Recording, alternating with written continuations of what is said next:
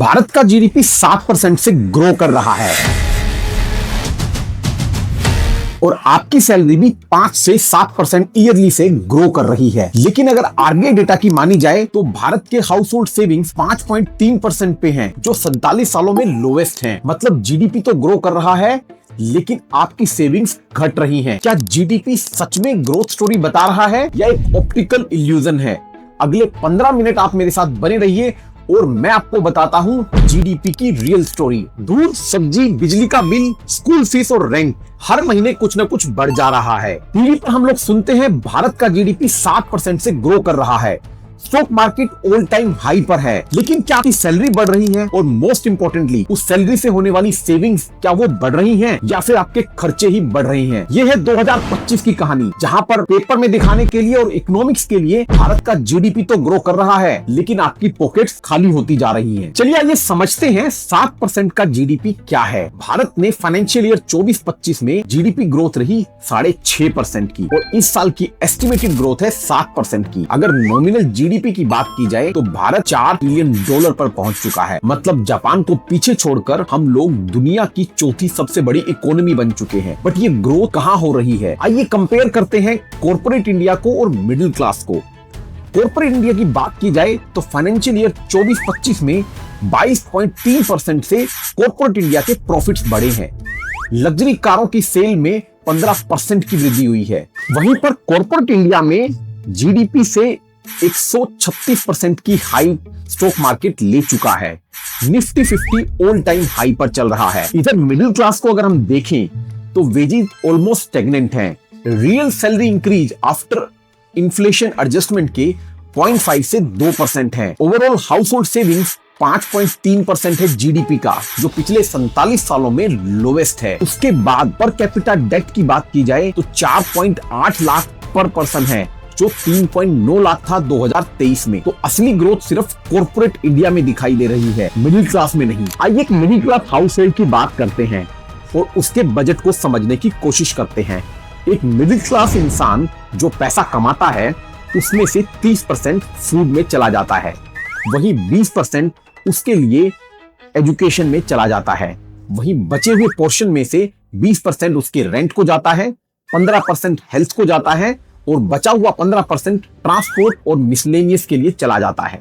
एक middle class house hold के लिए सभी खर्चे काटने के बाद रियल सेविंग बचती है 0। 2025 के एक सर्वे में पता चला कि 48% भारतीय मिडिल क्लास सैलरी के बाद 0 सेविंग की उम्मीद रख रहे हैं, जबकि 24% मिडिल क्लास ही सिर्फ सैलरी के बाद कुछ सेविंग्स को प्रेफरेंस दे रहे हैं। और शायद यही रीजन है आरबीआई का डेटा जो 5.3% सेविंग्स पर आधारित है सच साबित होता हुआ दिखाई दे रहा है। और दोस्तों यहीं से शुरू होता है डेट ट्रैप। जब आपकी इनकम आपके एक्सपेंसेस को मैच नहीं कर पाती है तो आपको डेट लेने पड़ते हैं। और इंडियन हाउस होल्ड का एक डेटा बताता है 2021 में टोटल डेट भारत में 36% ऑफ जीडीपी थे, मतलब 70 लाख करोड़ के अप्रॉक्स। 2025 की बात की जाए 140 लाख करोड़ के आसपास हैं, जो कि 48% ऑफ जीडीपी बनता है।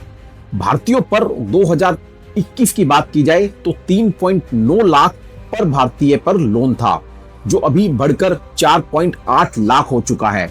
मतलब भारतीय लोग डेट में जाते जा रहे हैं, जो एक बड़ा ट्रैप है। और इससे भी हैरानी की बात यह है इन लोनों में सबसे बड़ा proposition non housing retail loans का है। मतलब वो लोन जो आप अपने लाइफस्टाइल के लिए लेते हैं, फॉर एग्जांपल पर्सनल लोन, और वो पार्ट टोटल मिलाकर होता है 55%, जबकि हाउसिंग लोन सिर्फ 30% है। वहीं व्हीकल लोन 8% और बाकी सब लोन मिलाकर 7% है। लाइफस्टाइल लोन में 3 बड़े लोन आते हैं। पहला पार्ट होता है इसमें पर्सनल लोन, जो आज के दिन आउटस्टैंडिंग 9 लाख करोड़ की है। और हैरतअंगेज बात यहाँ पर यह है कि ये 9% सालाना की दर से बढ़ रहा है। और यहाँ पर एक और बात है जो बहुत सरप्राइज करती है कि इसमें एवरेज लोन साइज 12,000 रुपए से घटकर 9800 रुपए रह गया है। मतलब ज्यादा से ज्यादा लोग इमरजेंसी लोन्स ले रहे हैं और ये सब loan grocery, rent, medicine bill और इन सब छोटे छोटे पर्पसेस के लिए होता है। मतलब यहाँ पर साफ दिख रहा है कि इनकम कम है और एक्सपेंसेस ज्यादा हैं। वहीं पे क्रेडिट कार्ड लोन दूसरे नंबर पर स्टैंड करता है, जो 2.3 लाख करोड़ की आउटस्टैंडिंग के साथ है और ये भी 11.5% की रेट से बढ़ रहा है। तीसरी तरह का जो लोन आता है वो है BNPL, मतलब बाय नाउ पे लेटर, और ये 1 लाख करोड़ की आउटस्टैंडिंग के साथ भारत में तेजी से बढ़ रहा है, जहां पर डिजिटल लोन बहुत ज्यादा इफेक्टिव हैं और ये 15% की दर पर हर साल बढ़ रहा है। तो मतलब भारत का मिडिल क्लास आदमी एक एंडलेस लूप में फंस जाता है, जहां पर उसकी सैलरी आती है, फिर उसको ईएमआई पे करनी होती है, उसके बाद क्रेडिट कार्ड का बिल पे करना होता है, उसके बाद पर्सनल लोन की किस्तें पे करनी होती है, और उसके बाद फिर से वही सैलरी का इंतजार करता है। मतलब एक ऐसा लूप जो कभी खत्म ही नहीं होने वाला। एक और बड़ा डेटा जो भारतीयों के डेट ट्रैप को बताता है वो है house hold debt service coverage ratio. मतलब भारतीयों में हाउस होल्ड इनकम जो डिस्पोजेबल इनकम है उसका कितने % डेट को जाता है।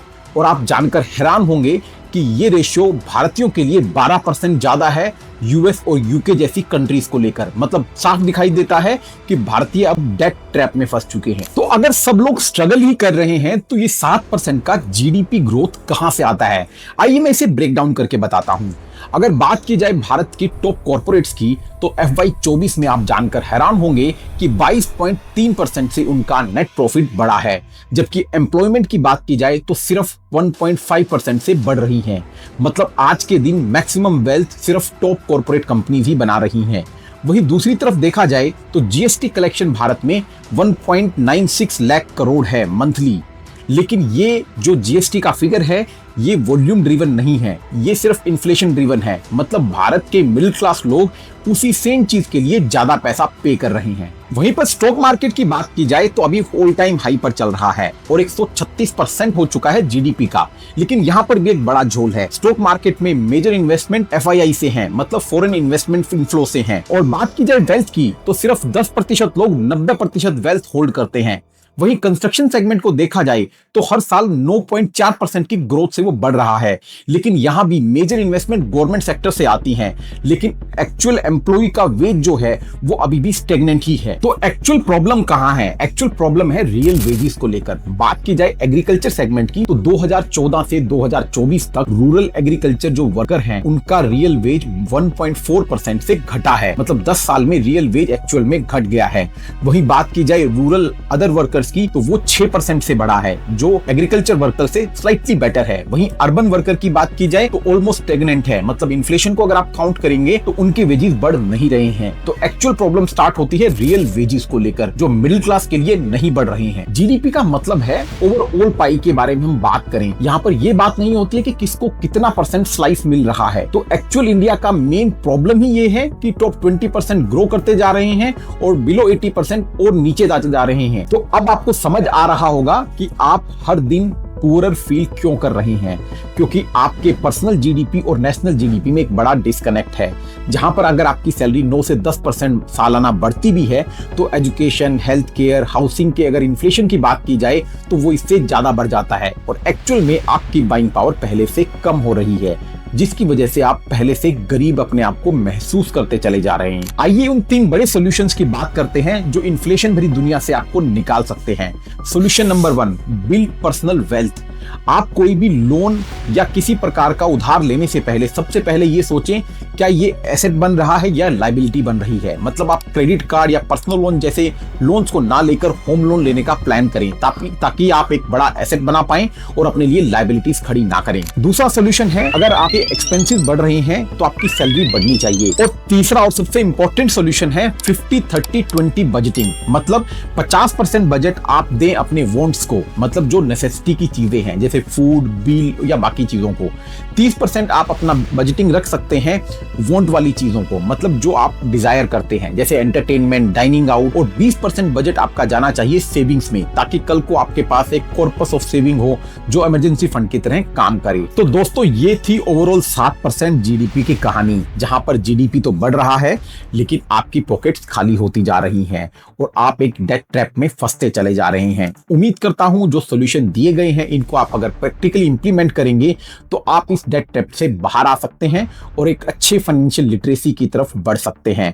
उम्मीद करता हूं ये वीडियो आपको पसंद आया होगा। अगर पसंद आया है तो कमेंट में अपनी राय जरूर लिखें और ऐसे ही और वीडियोस के लिए हमें सब्सक्राइब करें। धन्यवाद।